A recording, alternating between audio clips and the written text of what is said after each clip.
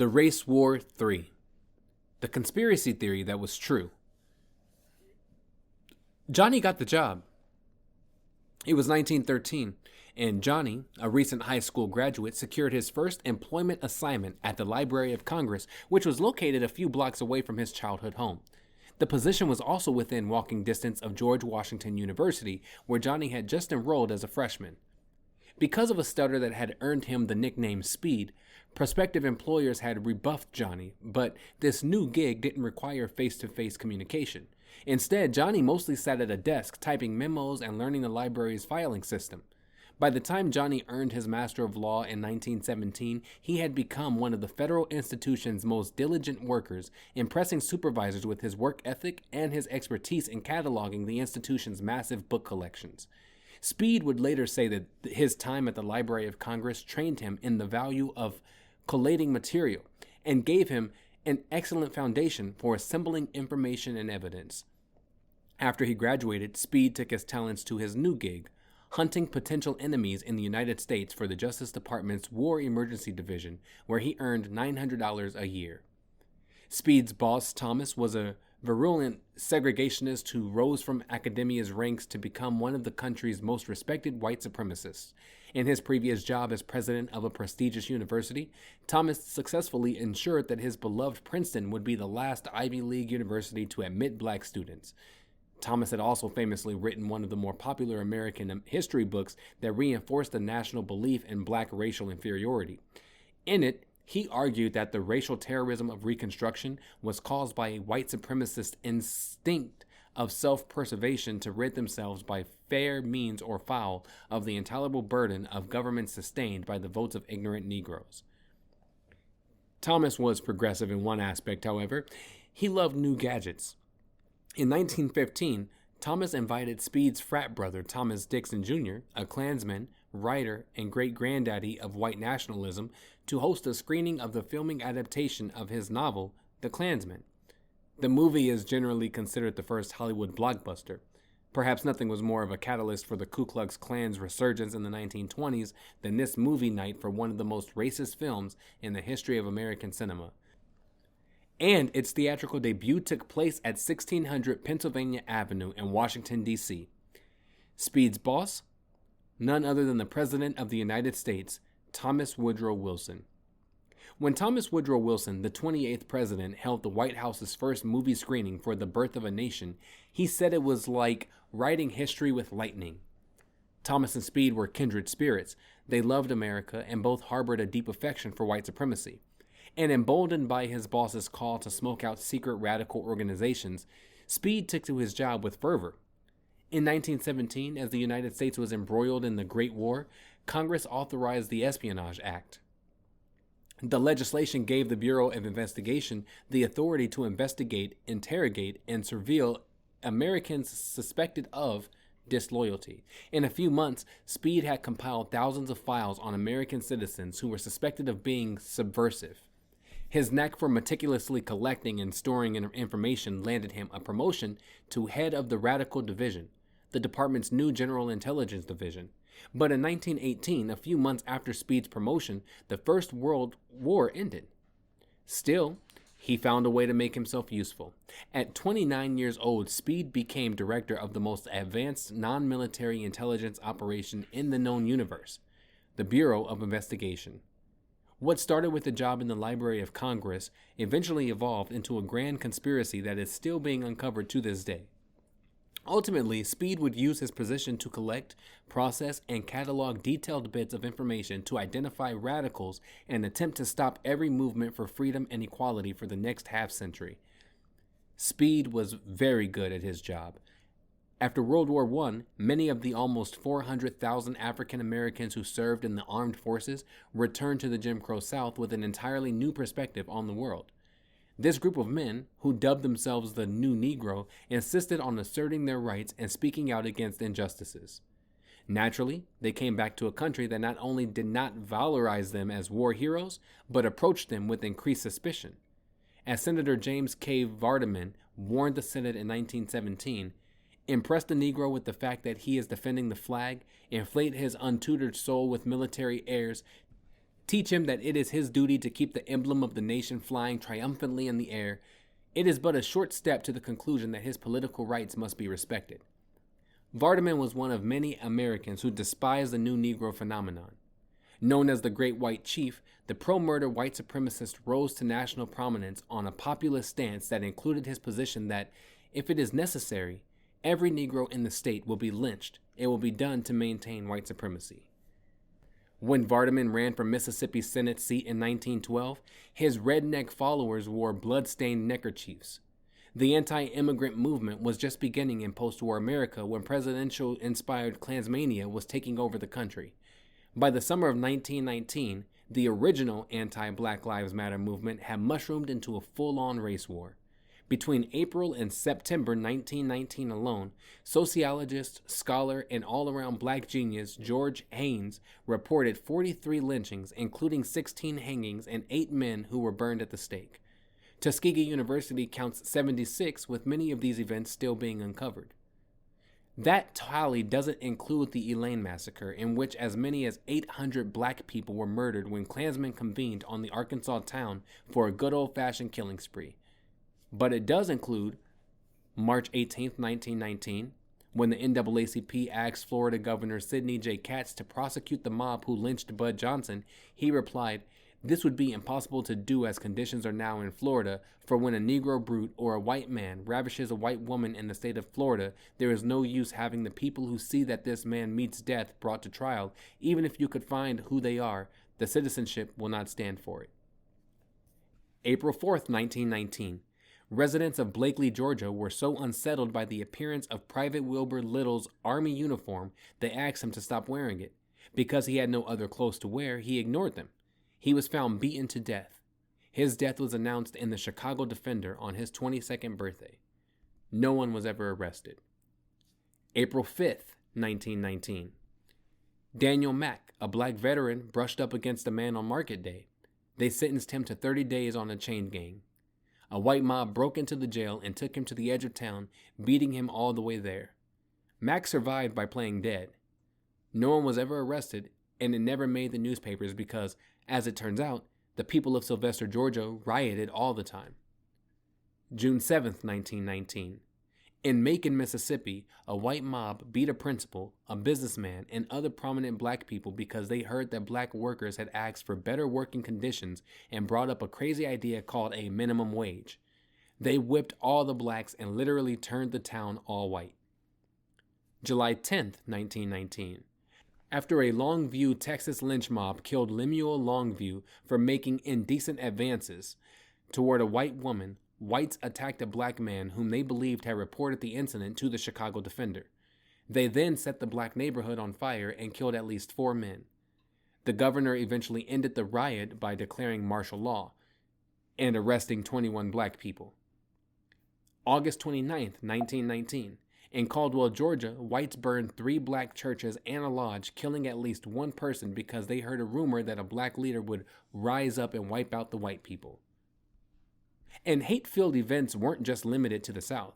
On July 14, 1919, an army of more than 200 white boys attacked the Garfield Park neighborhood in Indianapolis because they assumed a few black boys were following them. There were 2 riots against black people who tried to move into white neighborhoods in New York and at least 5 in Philadelphia. Out west, the Bisbee, Arizona Police Department got into a shootout with black veterans because the soldiers had the audacity to parade around town in their uniforms. To be fair, the famed Buffalo Soldiers were in town to march in an actual 4th of July parade. We can't cover every event because, well, no one knows how many lynchings took place in the Red Summer of 1919.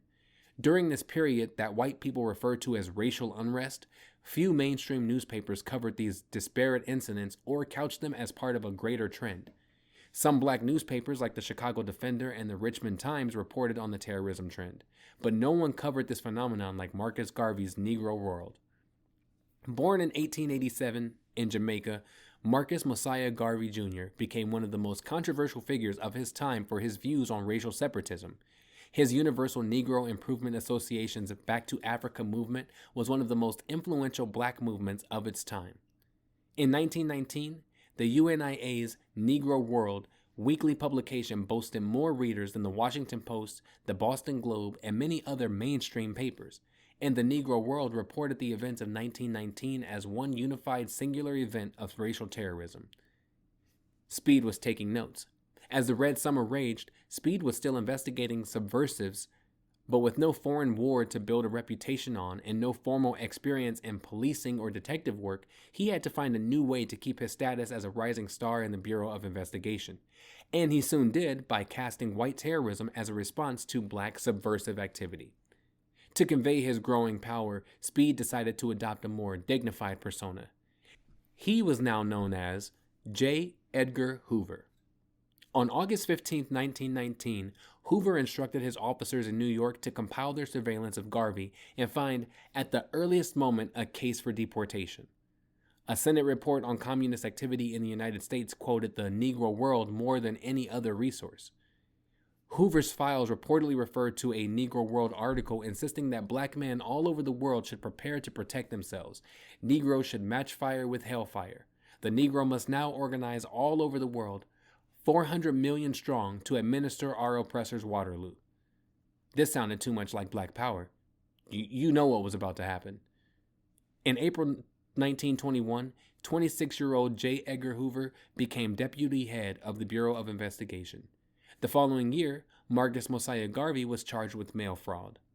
Garvey was convicted for mailing a radical leaflet to a Hoover informant. However, no one ever presented this brochure in court, and the informant could never quite recall what was in the envelope obtained by prosecutors. Garvey was free on appeal until March 1925, 9 months after Hoover was named director of the Federal Bureau of Investigation, when he was imprisoned in the Atlanta Federal Penitentiary. When he was released in 1927, he was deported to Jamaica, where he was elected to serve on Kingston City Council and established the country's first modern political party. Marcus Garvey would not be the last black revolutionary targeted by Hoover. Rosa McCauley was 6 years old during the Red Summer.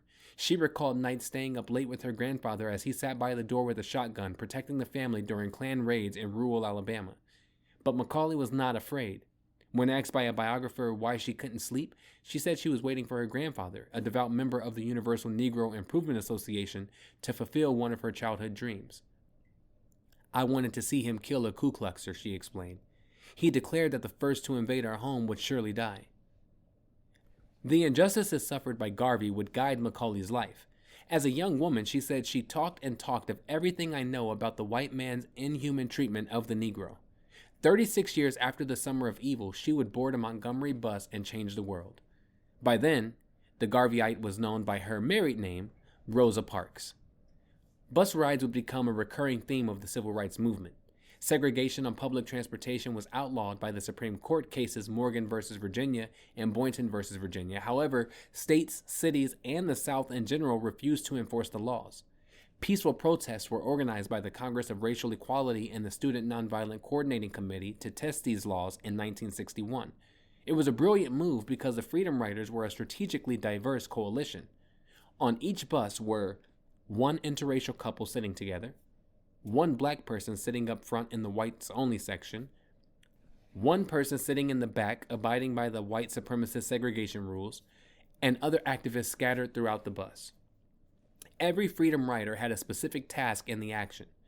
Police officers wouldn't necessarily arrest people for breaking segregation laws, not because it was too overtly racist, but because segregation on interstate transportation had already been deemed unconstitutional.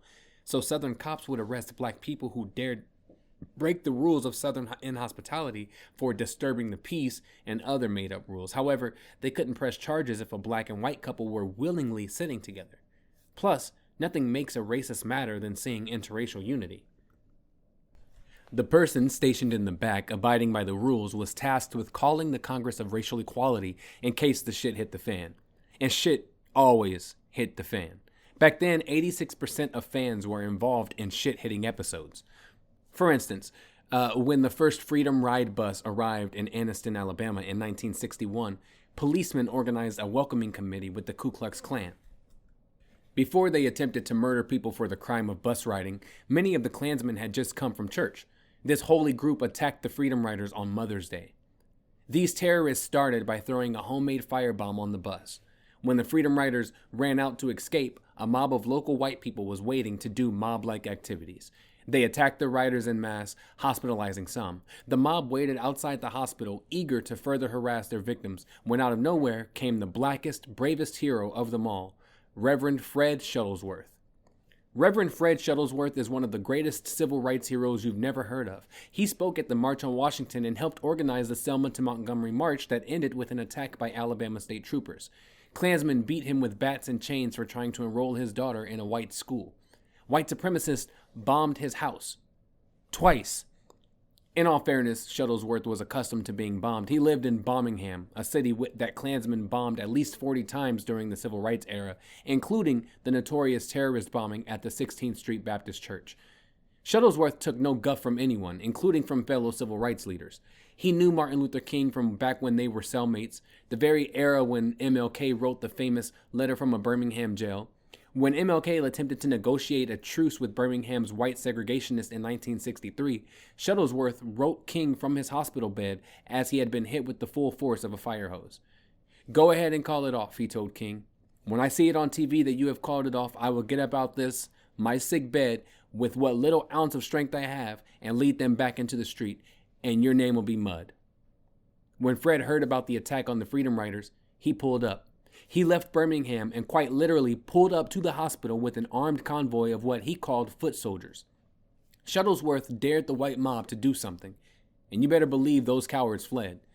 Shuttlesworth's convoy protected the bus along the way to the next stop in Birmingham, where more cops and Klansmen were waiting with bats, axe handles, pipes, and bicycle chains.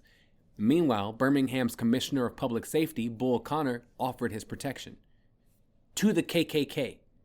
By the time the bus reached Montgomery, the white mob had grown so large that state troopers couldn't stop them.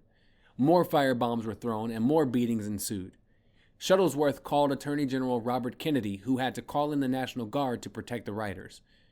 The original group ended the first round, and in May, another group left Nashville, headed for Jackson, Mississippi, where they were arrested and sent to the Mississippi State Penitentiary, also known as Parchman Prison and Parchman Farm, for, and I can't stress this enough, riding a bus. This time, however, the white mob didn't beat them because there were a powerful group protecting them that even the Klan didn't mess with. Black women. Woman Power Unlimited, a group of mostly black women, raised the money to bail out the protesters. When the Freedom Riders were released, the black women provided them clothes, toiletries, places to bathe, and food. Do you know how good Mississippi macaroni must taste after you've been in the center of a Klan rally? JFK asked CORE to cool off for the rest of the summer because it was getting too dangerous, but CORE refused. But the two buses of Freedom Riders didn't immediately leave Mississippi because something crazy started happening. Freedom rides started forming everywhere. The racist opposition to the simple act of sitting down on a bus had become a national story. All across the country, people started forming their own version of freedom rides. They boarded buses, sat down in segregated restaurants, protested injustice, and developed a multiracial coalition. Speed was watching. On Wednesday, July 12, 1961, 5 defendants in a Little Rock, Arkansas courtroom had a decision to make.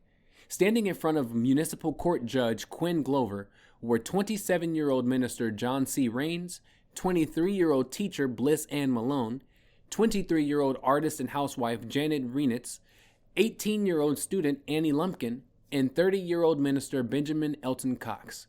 After lecturing the group for their assault on the city, Glover presented the 5 Freedom Riders with a proposition that seemed as if it was ripped from the pages of a dime store novel. They could pay a fine of $500 and spend 6 months in jail, or the local police could escort them to the edge of town. Raines and Renitz were white, while Malone, Lumpkin, and Cox were black. Each had been charged with breach of peace for participating in the Freedom Rides. Glover's offer seemed like a deal. The defendants had already been assaulted by a crowd of more than 300 people and spent 2 nights in jail. The group discussed the offer, and Raines informed officials that he, along with the others, had made a decision. They chose jail. The fines and sentences were ultimately suspended after an apology to the city, but the experience left a bitter taste in Raines' mouth. Raines had joined the Freedom Rides after reading about how Klansmen attacked, beat, and firebombed Freedom Riders in Anniston and Birmingham, Alabama. He was told to expect resistance from Klansmen, but couldn't help wondering how the white supremacists always seemed to pick the right bus.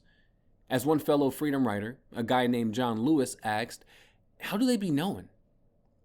2 years later, on September 15th, 1963, Raines lent his support again after Klansmen bombed Birmingham's 16th Street Baptist Church, killing 14-year-olds Addie Mae Collins, Cynthia Wesley, and Carol Robinson, along with 11-year-old Carol Denise McNair. Raines and hundreds of civil rights activists converged on Oxford, Ohio on June 13, 1964, to train for the Student Nonviolent Coordinating Committee's Freedom Summer, an attempt to register voters in a state notorious for using terrorism to disenfranchise black voters. 6 civil rights activists would be murdered that summer, including James Chaney, Andrew Goodman, and Michael Schwerner. 35 more would be shot, 80 would be beaten, and more than 1,000 would be arrested. Almost 90% who showed up for the registration were white. After Freedom Summer, Stokely Carmichael, one of the original Freedom Riders, moved to Mississippi to register voters there. The young activists then moved to Selma to participate in the Selma to Montgomery marches. Viola Liuzzo, a white woman who had seen the Freedom Riders, also traveled to Selma to help with the demonstration. She provided first aid, and after entertainers performed for the civil rights protesters, she volunteered to drive activists to the airport. That's when a group of Klansmen saw her with a 19-year-old black man in the car and opened fire, killing her. White residents in the area, however, dismissed the outrage because Liuzzo was rumored to have driven down to Selma because she had a penchant for black men. During Selma's March for Voting Rights, Carmichael grew disillusioned of watching peaceful protesters get brutalized and decided to replicate the success of the Mississippi Freedom Party in Alabama's Bloody Lowndes County, a county that was 80% black. Because of white violence and a history of lynching, as well as apathy from local judges, less than 1% of the county's black residents were registered to vote. While organizing the Lowndes County Freedom Party, the LCFP, the young organizer noticed that black people in the county all carried guns for self-defense, a move organizers saw as just common sense. Because of their grassroots organizing, door-to-door registration efforts, and bi-weekly political workshops, by the spring of 1966, Lowndes County's electorate was majority black. With their help, the black voters eventually elected the county's first black sheriff, John Hewlett, in 1970. Hewlett would later become Lowndes County's first black probate judge. By the time Carmichael left Alabama, people were using one of his morale-building phrases that he had been chanting since the Freedom Rides: Black Power. The LCFP eventually merged with the Democratic Party, and the young organizer would be named chairman of the SNCC. Another group would later get permission to use the LCFP's mascot Carmichael created to counterbalance the Democratic Party's rooster logo, the Black Panther. On March 8, 1964, Malcolm X announced that he was leaving the Nation of Islam to start his own black nationalist movement. The decision was closely monitored by Speed and his crew. The black Muslim leader had been surveilled by the FBI for at least a decade, with the Bureau putting him in their Communist Index in 1953, noting that members of the Muslim cult of Islam referred to white men as devils. In April 1964, he completed his pilgrimage to Mecca, and on May 8th, the New York Times published a letter explaining Malcolm's new position. If white Americans would accept the religion of Islam, if they would accept the oneness of God, Allah, then they could also sincerely accept the oneness of man, and they would cease to measure others always in terms of their differences in color, he wrote. I do believe that whites of the younger generation in the colleges and universities, through their own young, less hampered intellect, will see the handwriting on the wall and turn for spiritual salvation to the religion of Islam and force the older generation of American whites to turn with them. Malcolm's goal was to unite American whites, blacks, and people of color from all countries to fight oppression. The announcement stunned many people, black and white. Here was the black nationalist, white man is the devil guy, calling for a multicultural coalition. It was a shock, and the feds took notice. In April 1964, 1 month after Malcolm left the Nation of Islam, the NYPD's Bureau of Special Services and Investigations, or BOSSI, hired a black undercover agent, Ray Wood, to infiltrate black organizations. Shortly thereafter, journalists across the country reported a story about a small group of Negro extremists and their plan to blow up the Statue of Liberty and the Liberty Bell. Time reported the story this way. According to charges brought by New York police last week, the mastermind, if that is the word, of the plot was one Robert Steele Collier, 28, a library clerk who visited Cuba early last summer and returned to organize the Black Liberation Front. Also charged were Walter Augustus Bowe, 32, a one-time trumpet player who used to lead a combo called the Angry Black Men, but more recently has worked as a $50 a week New York settlement house youth leader, and boyish-looking Khalil Solitar Saeed, 22, son of an Arab-descended Negro who runs a Brooklyn delicatessen. And then there was husky, 6'1", 201 pounds, Raymond A. Wood, 31, a former Chester, South Carolina high school football star. The plotters were seeking to create a spectacular sort of disturbance that would dramatize the troubles of U.S. Negroes.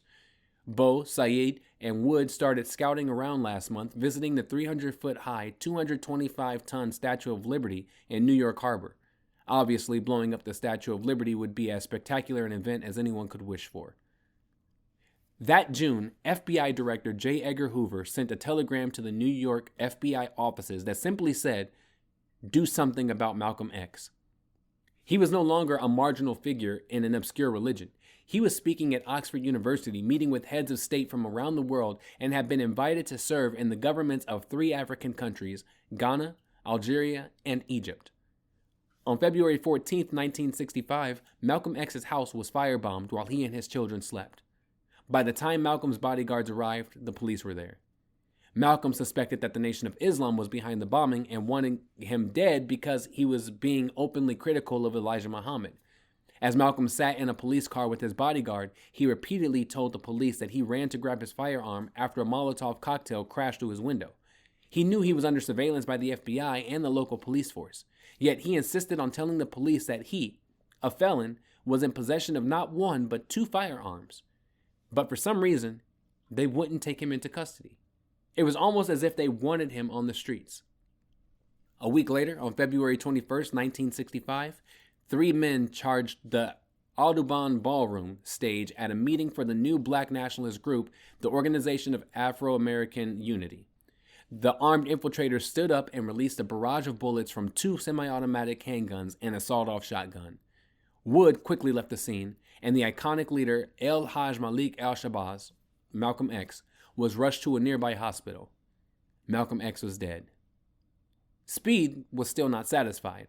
Around the time of the Freedom Rides, a young student named Fred Hampton joined the NAACP, assuming a leadership role within his local chapter that led him to grow Chicago's West Suburban Branch Youth Council to 500 members.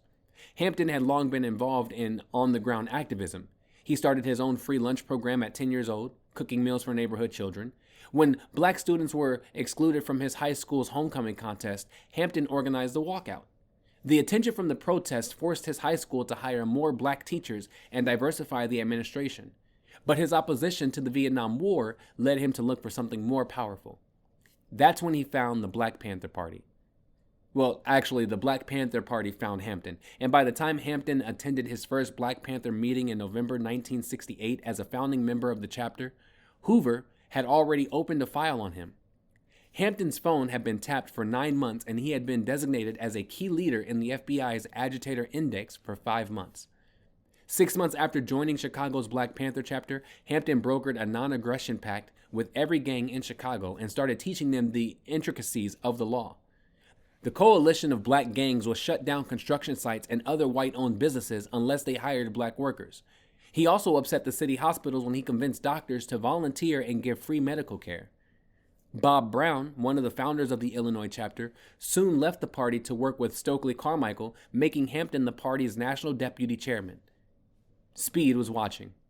In 1968, Fred had a brilliant idea, one that would ultimately lead to even more surveillance from Speed and the government. Hampton was a follower of Malcolm X and had been active in black organizations his entire life. Fred knew that power came from unity, so he started a mission to unite all the gangs of Chicago through his powerful rhetoric. He convinced the gangs to pool their money and start supporting black candidates for political office. The street gangs formed a truce and united to monitor the police in black neighborhoods. In 1969, Hampton organized the United Front Against Fascism Conference. Calling the conglomerate the Rainbow Coalition, the group included black gangs, Puerto Rico gangs, and others. The multiracial collective united under the principles of economic kinsmanship. From July 18th to the 21st of 1969, more than 5,000 organizers from across the United States attended the conference, including lawyers, politicians, and civil rights activists from all walks of life. The coalition was united under the idea that universal freedom couldn't be achieved until black liberation became a reality, and that black liberation could only be achieved through armed self-defense and community control of the police. During this conference, the Puerto Rican Young Lords promised solidarity, as did the Red Guard, a Chinese-American group. And here is why Fred was dangerous. Of the 5,000 who were in attendance, more than 3,000 were white. Think how charismatic Hampton must have been to convince white people to essentially agree that the lives of black people actually mattered. Fred was creating a national coalition for armed resistance against racism. Even the Young Patriots adopted the Panthers' 10-point plan, which was astounding to many in attendance because the Young Patriots was a group of white Southerners who were trying to reclaim the old Southern slur, redneck, and turn it into a badge of honor. Fred was organizing the next phase in the civil rights movement, and, of course, Speed was taking notes. Knowing that the FBI was watching his every move, Hampton had a bodyguard. William O'Neill was the director of chapter security and wouldn't let Fred out of his sight, even renting an apartment for Hampton. Sometimes O'Neill was a little too dedicated to the movement, like the time he started a gunfight against the Blackstone Rangers, one of the deadliest gangs in Chicago. Hampton spent countless hours trying to mend those fences, but Jeff Fort, founder of the Rangers, never trusted Hampton again. To make matters worse, in November 1969, while Fred was meeting with the Black Panther Party's national spokesperson in California, O'Neill instigated a shootout with local police officers. On the night of December 3, 1969, Hampton had just finished teaching a class on politics and law at a local church. After O'Neill fixed dinner, Fred lay down with his wife, who was 9 months pregnant, and fell asleep mid-sentence. O'Neill left, and Mark Clark, another Panther, was guarding the door in his absence. Around 4 a.m., police officers burst in and opened fire on Fred and the Panthers. They said it was a raid, but an investigation showed that the police fired between 90 and 99 bullets, and the Panthers only fired 1 round. When officers checked Hampton's body, they discovered he was still alive. Then, according to his wife, who survived the incident, 2 more shots rang out. And another officer said, "He's good and dead now." Hampton was 21 years old. On December 9, 1969, 5 days after Hampton's death, aided by a map drawn by government informant Melvin Cotton Smith, the Los Angeles Police Department's brand new Special Weapons and Tactics, SWAT team, released a barrage of bullets at another bed. Smith had informed officials that Geronimo Pratt, the Los Angeles Black Panther Party's Deputy Minister of Defense, would be sleeping there. Pratt was instead asleep on the floor. After a furious gun battle, Pratt and other Panthers were arrested. 3 years later, Pratt would be placed in prison for a murder conviction that would be eventually overturned 27 years later. It is possible that more Panthers would have been targeted if not for Alice Faye Williams, a section leader in the Panthers Harlem chapter, who successfully led a disinformation campaign to fool the FBI that the Panthers' influence was fading. Her close ties to Pratt eventually made her a target. On April 2, 1969, Williams, along with Richard Earl Moore, Lumumba Shakur, Ali Bey Hassan, Michael Tabor, Eddie Joseph, Abayama Katara, Baba Odinga, Joan Bird, Robert Collier, Sundiata Acoli, Lonnie Epps, Curtis Powell, Kouassi Balagoon, Richard Harrison, Lee Berry, Shaba Om, and Kwando Kinshasa was indicted for a Panther terrorist plot to bomb 2 New York City police stations and a government building. Facing 300 years in prison and 9 months pregnant, Williams decided to represent herself. During the longest political trial in New York history, she eventually got Ralph White, an undercover police officer who had infiltrated the Panthers, to admit under cross-examination that law enforcement officials had created the entire plot after he misrepresented their activities to his police bosses. The influence of Speed was buckling. Over time, it became clear that the government was trying to frame everyone in the Black Panthers' ranks.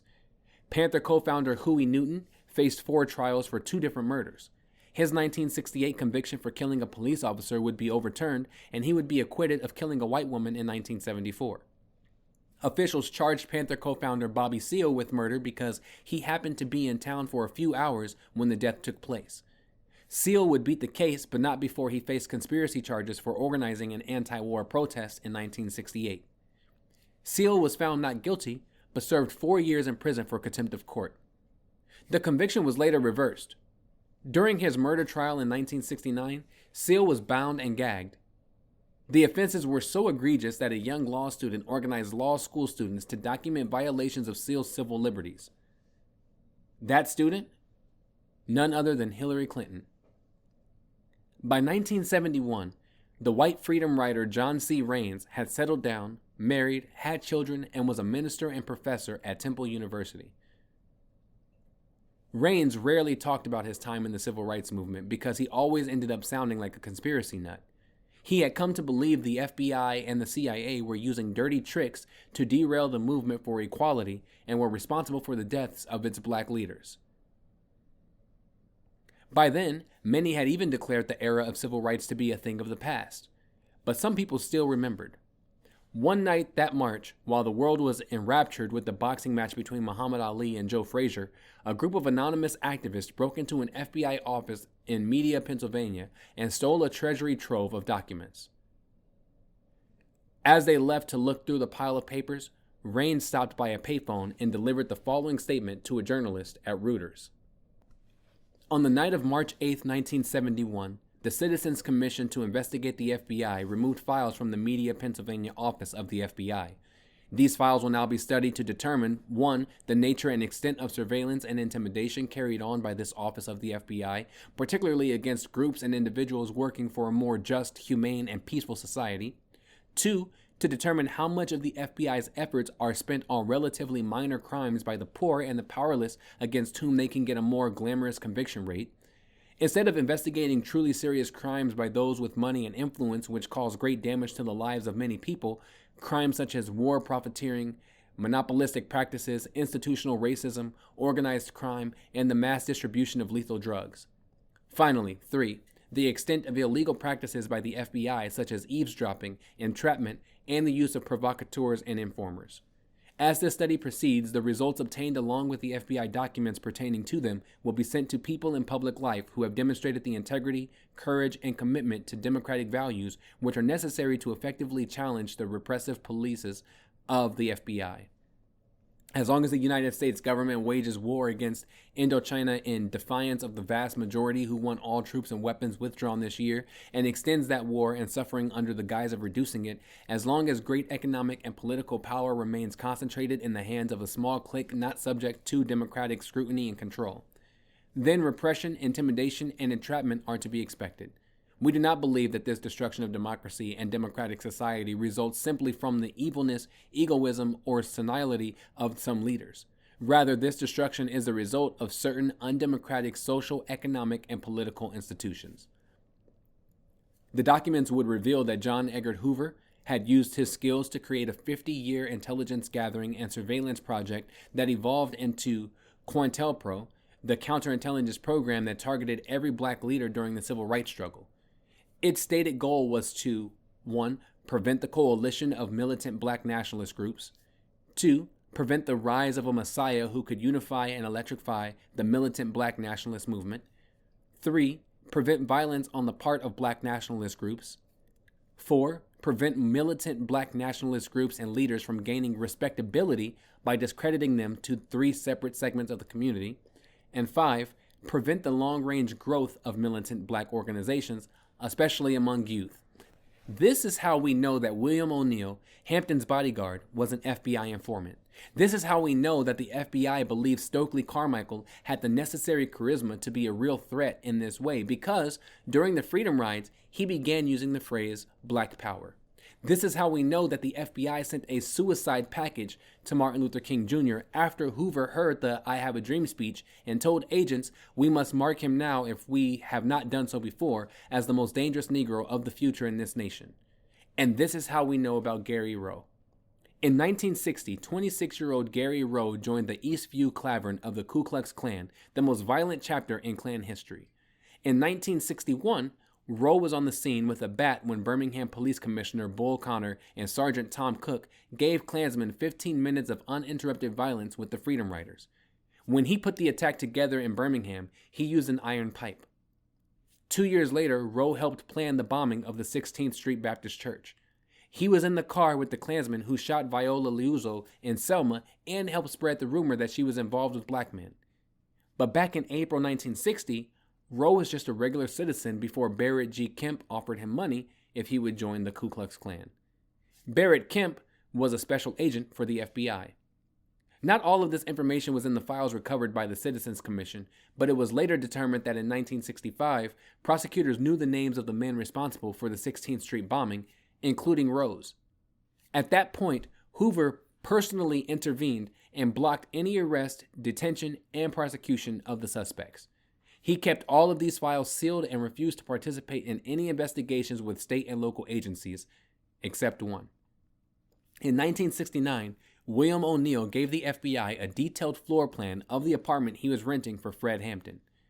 Hoover authorized his agents to share that floor plan with Illinois State Attorney Ed Hanrahan, who organized the pre-dawn raid on Hampton.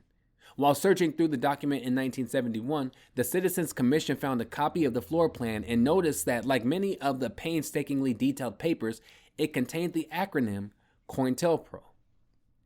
In the book, The Burglary, the Discoverer of J. Edgar Hoover's Secret FBI, Betty Metzger writes, "More than anything, the media files offered the public and Congress an unprecedented glimpse of how the U.S. government watches its citizens, particularly black citizens," wrote Washington Post journalist William Greeter in an analysis of all the files the summer after the burglary. Despite the fact that the files had been removed from a very small bureau office in a predominantly white area, they revealed details of the bureau's policies and actions that made it clear the FBI conducted massive spying on African Americans, most of it unjustified. The overall impression in the media files of how the FBI regarded black people was that they were dangerous and must be watched continuously. To become targets of the FBI, it wasn't necessary for African Americans to engage in violent behavior. It wasn't necessary for them to be radical or subversive. Being black was enough. Although there have been numerous congressional hearings and historical exhumations of the FBI documents, for some the word COINTELPRO evokes an automatic eye roll. To be fair, the idea that the FBI monitored and demonized every black movement in the history of this country sounds like a harebrained conspiracy theory to me too. It's almost too dark to believe, and of course to insinuate that it is happening now would sound outrageous. But to know history is to know the present. This chapter is not even about J. Edgar Hoover. This chapter is about America. Unit review. 3 little questions. 1. Which of the following conspiracy theories is not true? A. COINTELPRO. B. The Compromise of 1877. C. The Tuskegee Syphilis Study. Or D. Rakim wrote Summertime. Number 2. How many foreign communist agents did the FBI eventually discover in the civil rights movement? A. B. Why does that matter? C. Including the ones they made up? Or D. Fewer than one? 3. J. Edgar Hoover was A. Kinda racist. B. A corrupt police officer. C. Just doing his job. Or D. Actually committing un-American activities.